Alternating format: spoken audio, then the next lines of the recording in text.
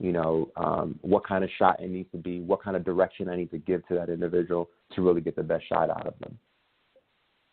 Obviously, on location, I mean, if you kind of do that too, you're going to kind of have to take a look at certain rooms to see if it's aesthetically pleasing, if the light's good into it as well. I mean, obviously with that also in mind that you have to have a bunch of different things in terms of your toolkit. You have to have, something for any kind of shoot or whatever, since you're not scouting at all as well. I mean, how much gear do you bring usually in terms of a portrait shoot? And, is there any certain things that you're looking for in terms of a location within like a house or a hotel? Ansel Adams did it probably the best. He was always known for using, one light source, which is the original light source, the sun. And I try to have the same approach when I shoot. I don't like to shoot with a lot of lights. I don't like for things to look flat. I love dimension because that's what the human eye sees. And so, for me, if I'm shooting in a place, obviously, that's dark, then yeah, I'm going to have to pull out the strobes so that way we can get, some nice lighting. I like to use soft boxes so that way you really get, just a nice soft flow of the person's face and their skin tone.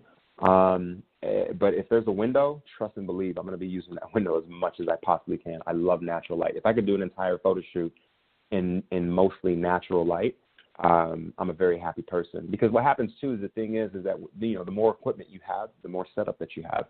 The more setup that you have, the longer that it takes. And for me, it's all about maintaining the connection with that individual. People are guarded. It doesn't matter who they are.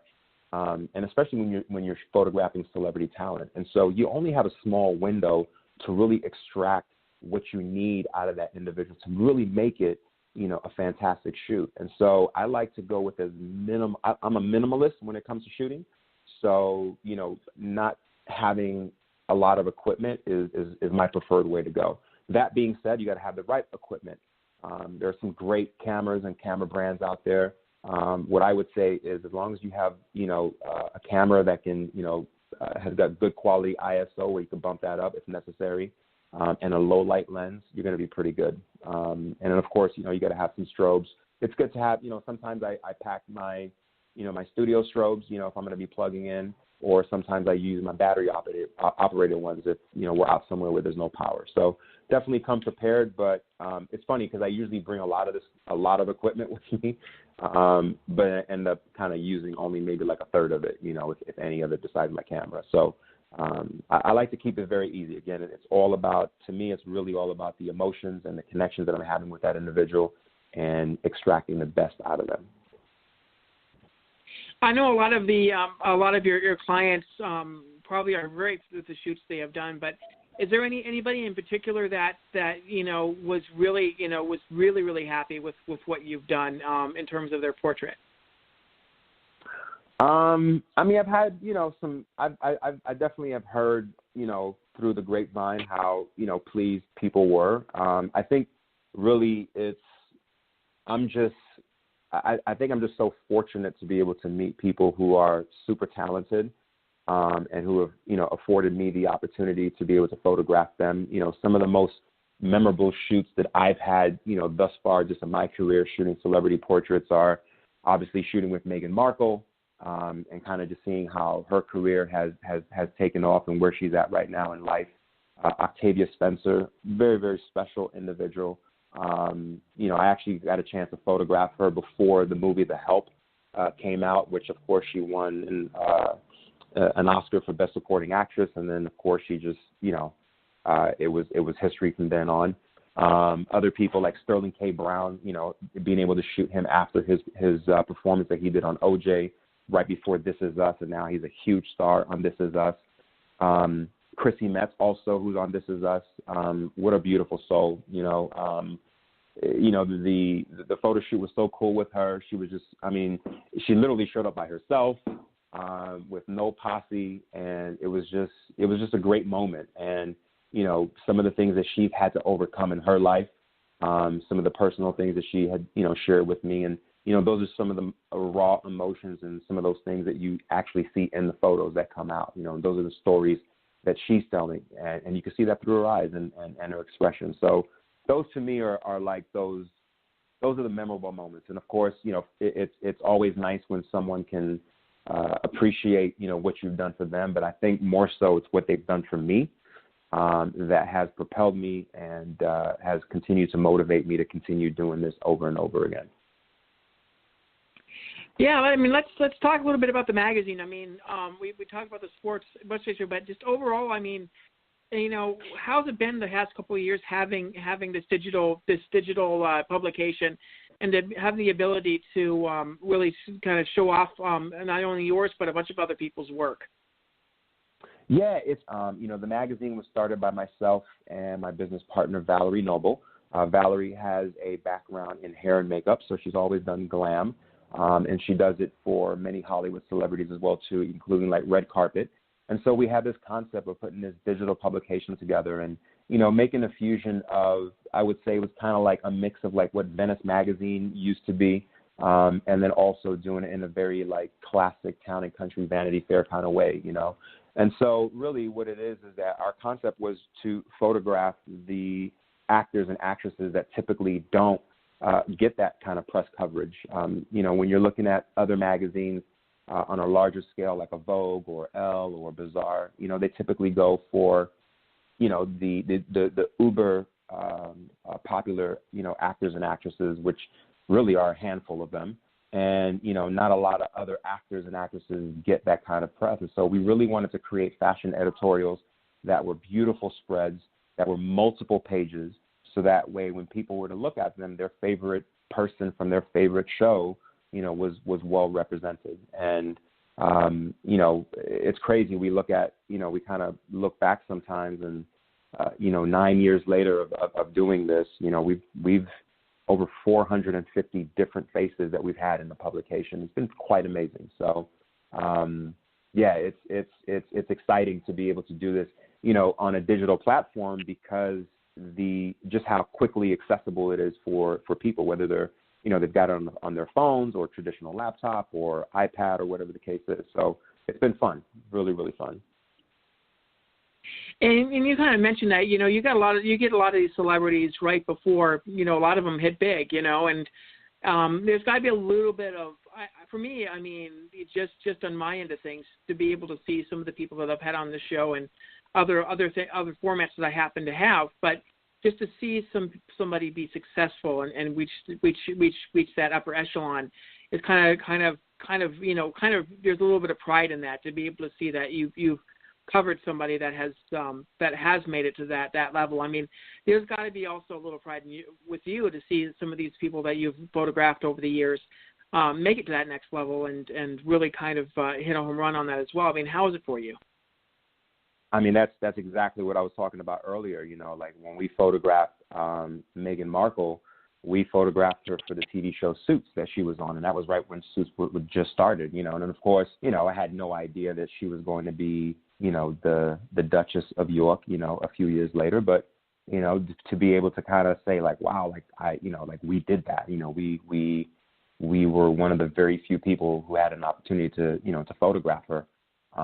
Before she had her station, it's a proud moment, or, when I, like photographing Octavia Spencer, just before she was, like right when she was on the cusp of being a huge star, and now, being able to see her career blossom. There's lots of other people that, we get to have that experience with, and you watching them on television or you watch them in films, and it's nice to be able to kind of quietly say like, hey, you know what, we had a somewhat indirect or even direct hand in that as well. With Meghan, I mean, where was the shoot taking place?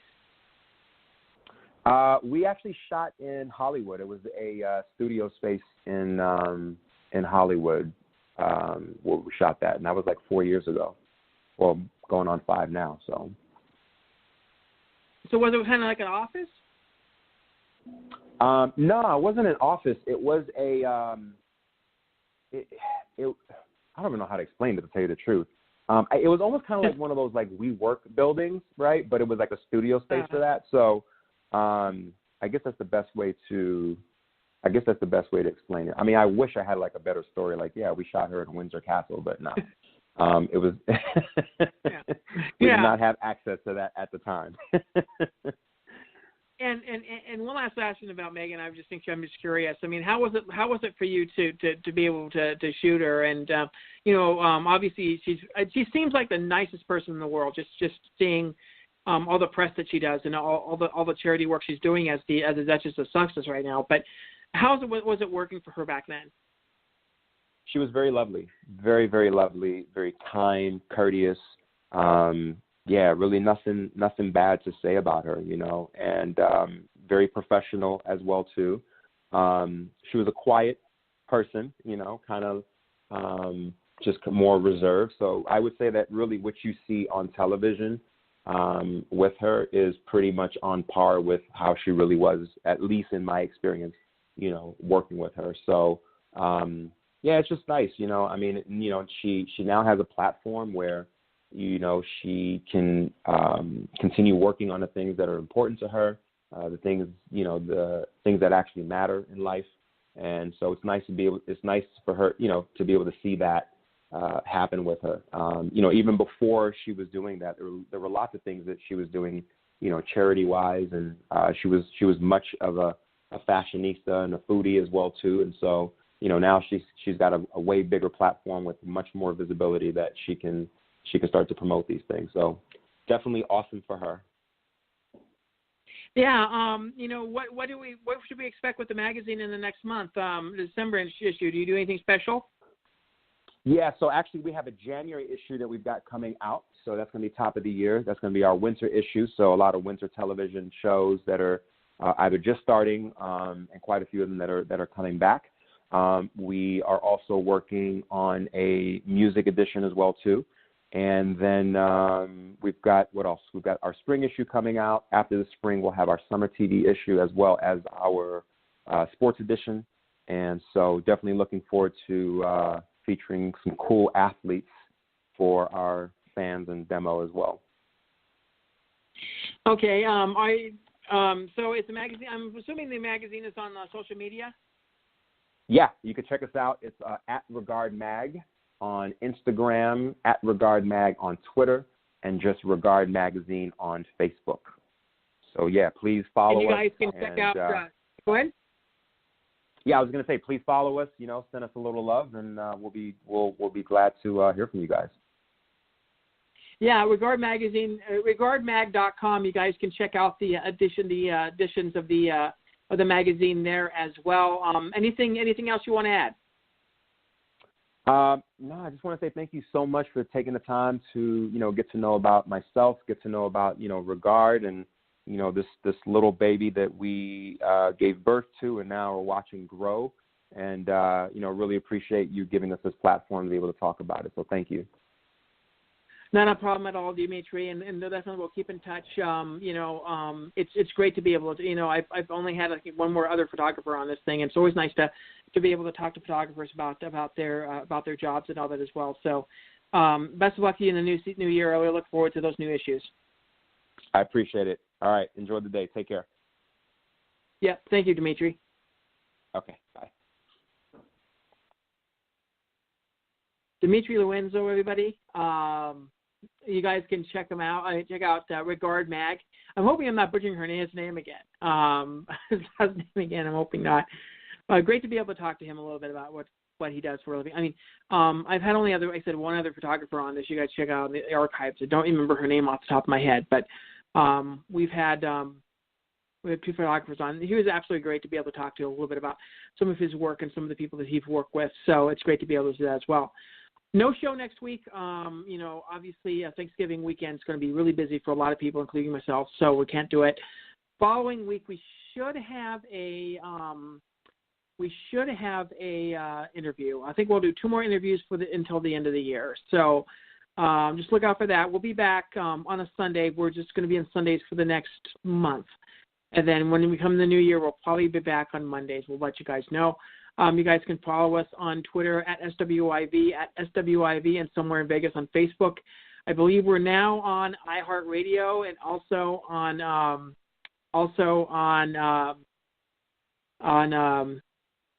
Amazon. Trying to do Amazon. Alexa, we're on.